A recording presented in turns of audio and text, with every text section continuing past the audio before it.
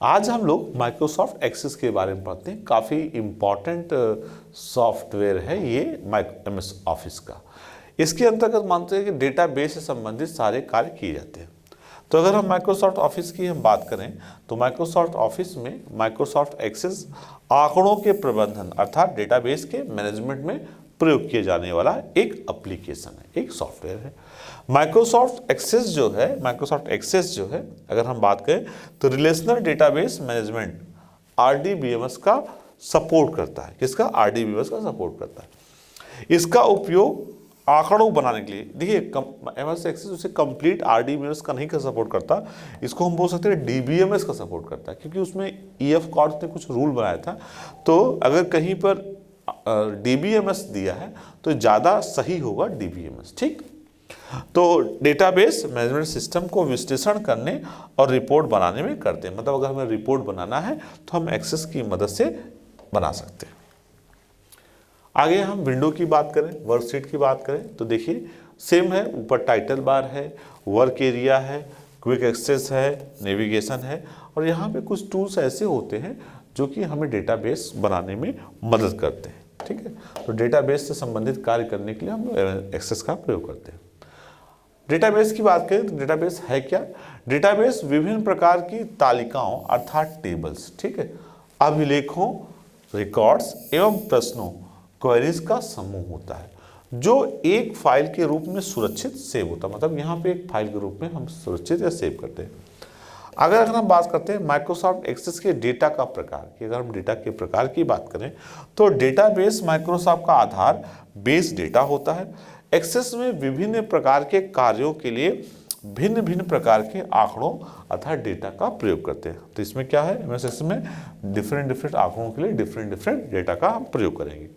तो एक है टेक्स्ट डेटा। अगर हम टेक्स्ट डेटा की बात करें तो एक्सेस के अंतर्गत आने वाले टेक्स्ट डेटा में अंकों, नंबर, अक्षरों, लेटर्स, रिक्त या ब्लैंक और कुछ विशेष सिंबल अर्थात स्पेशल सिंबल का प्रयोग किया जाता है।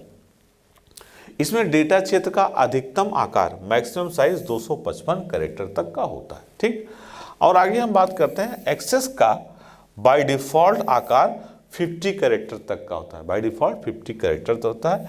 इसका प्रयोग क्षेत्र का नाम अर्थात फील्ड नेम, पता, एड्रेस, टेलीफोन नंबर इत्यादि को संग्रहित अर्थात स्टोर करने में करते हैं। ठीक है, उसको स्टोर करने में इसका प्रयोग किया जाता है। आगे बात करते हैं मेमो डेटा। मेमो डेटा की बात करें तो ये क्या है? यह टेक्स्ट डेटा के समान होता है। मेमो डेटा टेक्स्ट डेटा के समान होता है। आगे मेमो डेटा के अंतर्गत विशेष टिप्पणी अर्थात स्पेशल टेम्पलेट्स आती हैं। ठीक है, टेम्पलेट्स आती हैं। टेक्स्ट डेटा की अपेक्षा मेमो डेटा में अधिक टेक्स्ट को प्रविष्ट यानी इंटर हम कर सकते हैं। मेमो डेटा की बात करते हैं। मेमो डेटा के क्षेत्र या फील्ड की अधिकतम चौड़ाई अर्थात मैक्सिमम विड्थ 65,535 कैरेक्टर तक की होती है। इतने कैरेक्टर तक की उसमें हम कर सकते हैं। दूसरा हम देखते हैं आंकिक डेटा अर्थात न्यूमेरल डेटा। न्यूमेरल डेटा मतलब नंबर की हम लोग बात करेंगे। तो इसमें सिर्फ अंकों अर्थात नंबर का ही प्रयोग किया जाता है। नंबर न्यूमेरल है तो नंबर का ही प्रयोग करेंगे। आंकिक डेटा के क्षेत्र में कोई स्टोर आंकड़ों पर मतलब यहाँ पे होता क्या, जब हम डेटाबेस बनाते हैं तो बताते हैं कि कौन सी वैल्यू हम स्टोर करेंगे। ठीक, तो इसके क्षेत्र फील्ड का निर्धारण भी इसमें प्रविष्ट इंटर आंकड़ों या डेटा के अनुसार होता है। इसके निम्नलिखित भाग है। अगर इससे भाग की बात करें तो निम्नलिखित भाग है। पहला बाइट। बाइट है तो इसमें क्या है, 0 से लेकर 255 तक के अंक अर्थात नंबर आते हैं। इसमें कोई खंड, ठीक है, फ्रैक्शन नहीं होना चाहिए, मतलब नंबर हो फ्रैक्शन नहीं होना चाहिए। और पूर्णांक इंटीजर की बात करें तो इसमें 72 माइनस 72,768 से लेकर 72,767 तक के अंक नंबर आते हैं। मतलब इनके ऊपर रखेंगे तो ये स्टोर नहीं करेगा क्योंकि इनकी रेंज ही इतनी होती है। इसमें भी कोई खंड यानी फ्रैक्शन नहीं होनी चाहिए, मतलब इसमें भी कोई डेसिमल पार्ट आपका नहीं होना चाहिए। आगे बात करते हैं एकल अर्थात सिंगल। इसमें क्या है, इसमें भी दशमलव, डेसिमल के 6 अंकों, ठीक है, अर्थात -3.402883 इंटू 10⁻⁻38 एंड से लेके 3.40 एंड 2823 इंटू 10⁻38 तक के अंक आते हैं। आगे अगर हम डबल की बात करें, डबल है क्या, तो डबल ये सिंगल डेटा के समान होते, मतलब उनके समान ही होते हैं, लेकिन इसमें दशमलव के 10 अंकों तक के शुद्ध मान आते हैं। ठीक है, इसमें जो है दशमलव के 10 अंक तक के शुद्ध मान स्टोर कर सकते हैं। आगे हम दिनांक की बात करते हैं, दिनांक, समय, डेट, टाइम।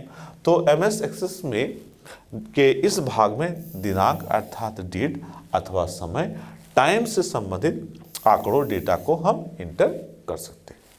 आगे बात करते हैं मुद्रा डेटा अर्थात कंकरेंसी डेटा की बात करें तो मुद्रा डेटा नंबर पर आधारित होते हैं।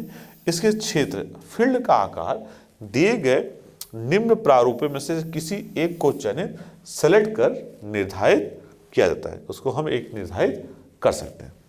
आगे अगर हम मुद्रा यानी करेंसी डेटा के प्रारूप की बात करें तो इसमें साधारण अंक, मुद्रा, करेंसी, निश्चित, फिक्स्ड अंक, मानक, स्टैंडर्ड, प्रतिशत आदि होते हैं। ठीक, आइए हम और आगे देखते हैं।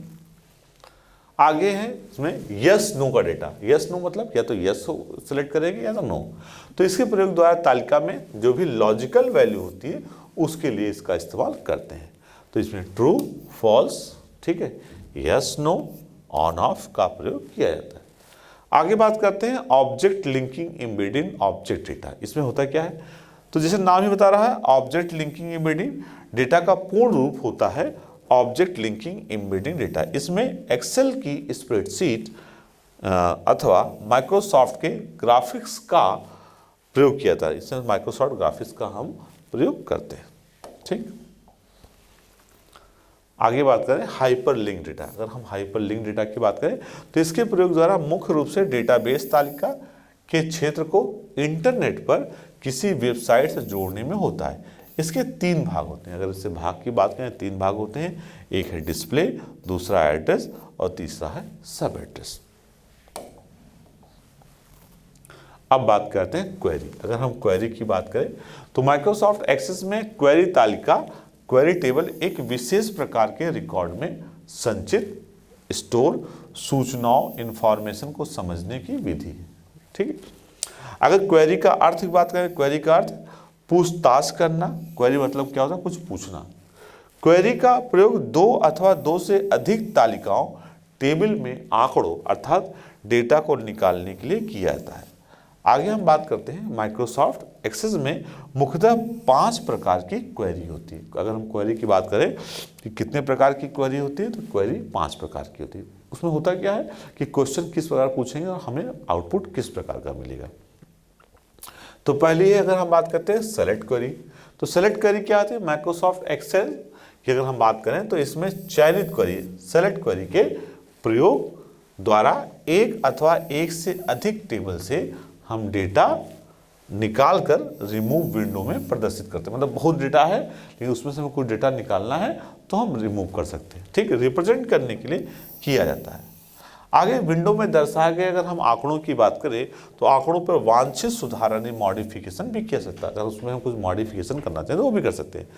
इसके द्वारा आंकड़ों डेटा को एकत्रित अर्थात कलेक्ट कर उसमें जोड़ यानी जोड़, सम, औसत इत्यादि गणना भी कर सकते हैं। उसमें हम कुछ जोड़ना भी चाहें, कुछ करना चाहें, किसी भी प्रकार का फंक्शन अप्लाई करना चाहें तो उसमें हम कर सकते हैं।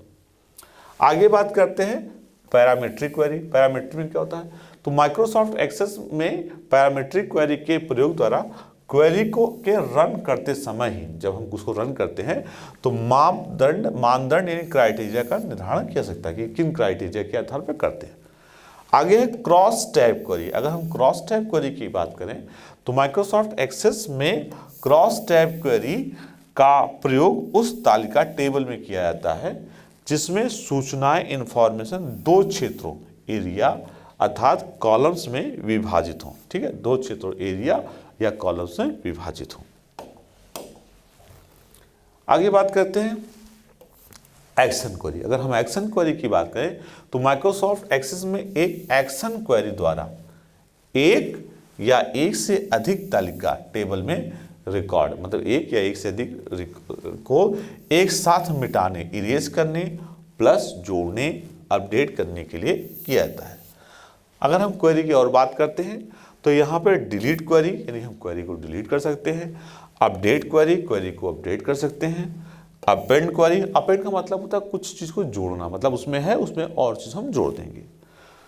मेक टेबल क्वेरी, हम टेबल को भी, मतलब ऐसी क्वेरी जिसकी मदद से हम टेबल को बना सकते हैं। सब टेबल की बात करते हैं। एसक्यूएल की बात करते हैं तो ये होता है, अगर हम एसक्यूएल की बात करें तो ये है स्टैंडर्ड क्वेरी लैंग्वेज, इसका संक्षिप्त रूप आपका एसक्यूएल होता है। एसक्यूएल क्वेरी का निर्माण अगर हम स्टेटमेंट की बात करें तो 3 प्रकार का होता है। 3 प्रकार का होता है। एक है डेटा डेफिनेशन क्वेरी, ठीक है, जिसमें माइक्रोसॉफ्ट एक्सेस में डेटा डेफिनेशन क्वेरी का निर्माण डेटा डेफिनेशन लैंग्वेज के कथन स्टेटमेंट द्वारा करते हैं, मतलब इसमें डेटा को डिफाइन किया जाता है, that is the data definition query. दूसरा पास थ्रो क्वेरी, अगर हम पास थ्रो क्वेरी की बात करें तो pass through query Microsoft Access के माइक्रोसॉफ्ट जेट डेटाबेस इंजन का प्रयोग नहीं करता। ठीक, माइक्रोसॉफ्ट जेट डेटाबेस इंजन एक सॉफ्टवेयर प्रोग्राम, क्या है, एक सॉफ्टवेयर प्रोग्राम है। यह उपयोगकर्ता यूजर द्वारा प्राप्त एसक्यूएल कथनों स्टेटमेंट के आधार पर डेटाबेस में आंकड़ों की मैनिपुलेशन, मतलब जो उसमें आंकड़े हैं उसको कुछ भी कम ज़्यादा करना है तो जो मैनिपुलेशन काम है वो पास थ्रू क्वेरी के द्वारा ही किया जाता है। आगे बात करते हैं यूनियन क्वेरी। तो यूनियन का क्वेरी मतलब क्या, जोड़ने का काम है। तो यूनियन क्वेरी का उपयोग 2 या 2 से अधिक चयनित जो भी आपके सिलेक्टेड स्टेटमेंट हैं उनके परिणाम हैं को मिलाने के लिए, मतलब यूनियन करने के लिए किया जाता है। यह चयनित कथनों के मध्य डुप्लीकेट पंक्ति को हटा रिमूव कर देते हैं। अगर यूनियन की बात करें तो यूनियन में जो डुप्लीकेट होते हैं उनको हटा दिया जाता है। आज चैप्टर 11 खत्म हुआ। नेक्स्ट क्लास में हम लोग चैप्टर 12 पढ़ेंगे।